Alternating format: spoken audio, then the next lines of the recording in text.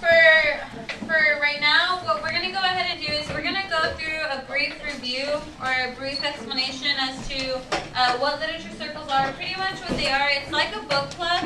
It's like a book club, but you're doing it in a smaller group setting, and you're getting to discuss different types of text. So it's not just text that we use from Springboard. It's not just text that I'm randomly assigning you. There's short stories or short passages. It can be a variety of different types of literature. It just depends on what literature we're studying for that week. This particular passage or passages that we're looking at today are actually short stories that are 3 separate short stories. And so you'll have your option, or you'll have your selection, to read from when you get your packet. Yes, sir? Okay, so right now I'm going to explain how it works. Again, I said it's like a miniature book club. So pretty much the way it works is it's anywhere from 6 to 7 people in a literature circle. And what I'm going to do for the time being until we get a better understanding of the literature circles, I will be putting you into groups. And when you select your jobs, because there are specific jobs in a literature circle, you'll draw your job from this Ziploc bag. You'll draw your job from this Ziploc baggie.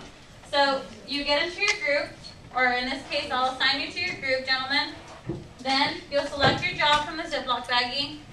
After you select your job, there's 3 more steps that you need to do. So before you can actually fulfill your job as any one of these 6 jobs that I have in this packet, you need to be able to read and understand what is going on in the text. You need to be able to read and understand what is going on in the text.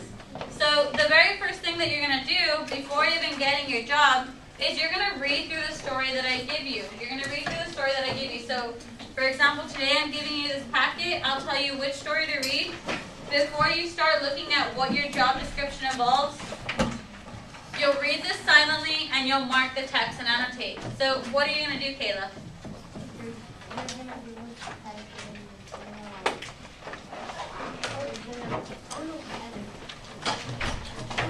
So when you read it silently, what are you going to do?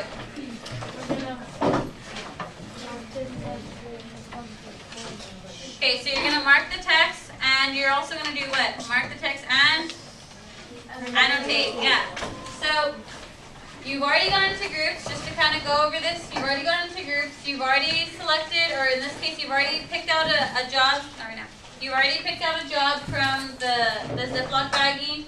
At this point, you're getting ready to read this silently and independently. So what that means is you'll mark the text, and you'll annotate. So in a little bit, I'm actually going to show you an example of what that should look like. What it should look like when you do this on your own. Because essentially, I want you guys to start getting into the habit of doing this with every single story that you read, whether it's Springboard, whether it's STAR, homework, any passage that you get.